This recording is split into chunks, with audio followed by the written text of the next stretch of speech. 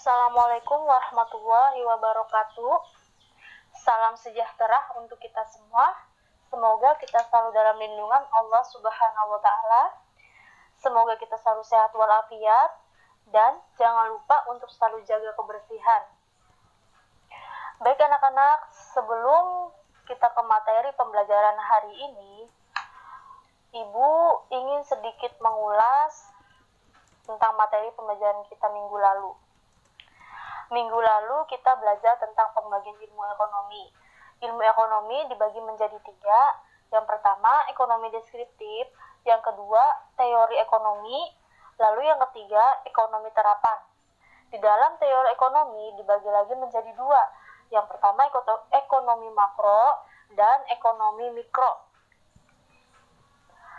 Baik, hari ini kita akan belajar tentang permasalahan pokok ekonomi dan ekonomi mikro dan ekonomi makro. Tujuan pembelajaran kita hari ini, siswa dapat menjelaskan permasalahan pokok ekonomi secara umum, klasik dan modern. Lalu yang kedua, siswa dapat mengidentifikasi permasalahan pokok ekonomi klasik dan modern. Baik anak-anak, coba kalian perhatikan gambar di layar. Di sana kalian melihat petani sedang menanam padi. Mereka menghasilkan beras yang akan digunakan untuk memenuhi kebutuhan. Nah, anak-anak, kebutuhan pangan nasional maupun dunia akan selalu meningkat seiring dengan pertumbuhan manusia. Oleh karena itu, kita harus bersyukur karena dikaruniai tanah yang subur. Jika kita bisa mengelolanya dengan baik, harusnya Indonesia menjadi negara swasembada pangan. Namun, pada kenyataannya, untuk beberapa komoditas tertentu di Indonesia masih harus diimpor dari luar negeri. Nah, anak-anak, permasalahan menghasilkan barang seperti ini merupakan salah satu masalah yang sering dihadapi oleh negara. Nah, permasalahan apa saja sih yang dihadapi oleh negara? Yuk kita bahas bersama. Ada 2 permasalahan pokok ekonomi. Yang pertama, masalah pokok ekonomi klasik, dan yang kedua, masalah pokok ekonomi modern. Masalah pokok ekonomi klasik, dilihat dari sudut pandangnya, masalah dari ekonomi klasik ini cukup sederhana, yaitu bagaimana mencapai kemakmuran. Kemakmuran yang dimaksud adalah keseimbangan kebutuhan dan alat pemuas kebutuhan. Nah, untuk mencapai kemakmuran tidaklah mudah sehingga menjadi masalah ekonomi di masyarakat. Masalah pokok ekonomi klasik dibagi menjadi 3. Yang pertama ada produksi, yang kedua distribusi, dan yang ketiga konsumsi. Masalah pokok ekonomi klasik produksi.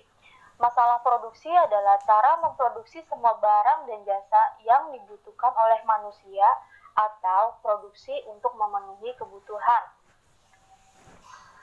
Lalu masalah distribusi, bagaimana agar barang yang selesai diproduksi dapat didistribusikan dengan cepat dan lancar untuk memenuhi kebutuhan masyarakat. Oleh karena itu, dibutuhkan alat angkut dan sarana yang memadai. Nah, pada ekonomi klasik, biasanya distribusi di sini melalui pasar. Lalu yang ketiga, masalah konsumsi adalah apakah pemuas kebutuhan yang diproduksi memang dibutuhkan oleh konsumen. Masalah pokok ekonomi modern juga dibagi menjadi 3. Yang pertama, barang apa yang akan diproduksi atau what. Nah, untuk permasalahannya berkaitan dengan apa jenis barang dan jasa yang akan diproduksi, lalu berapa banyak produksinya, dan kapan barang atau jasa tersebut dibuat. Untuk menentukan hal tersebut, produsen perlu melakukan analisa pasar. Nah, analisa pasar di sini dilakukan untuk menentukan barang atau jasa yang dibutuhkan masyarakat. Masalah pokok ekonomi modern yang kedua, bagaimana cara memproduksi atau how. Nah, masalah yang berkaitannya adalah siapa yang akan membuat barang dan jasa produksi tersebut, Lalu yang kedua, teknik pembuatannya bagaimana? Sumber daya atau bahan-bahan apa saja yang dibutuhkan? Dan yang ketiga, teknologi apa yang akan digunakan? Untuk menentukan hal tersebut, pihak swasta atau pemerintah harus menentukan tingkat produksi. Nah, menentukan tingkat produksi di sini, pemerintah atau pihak swasta harus menentukan teknik yang efektif dan efisien.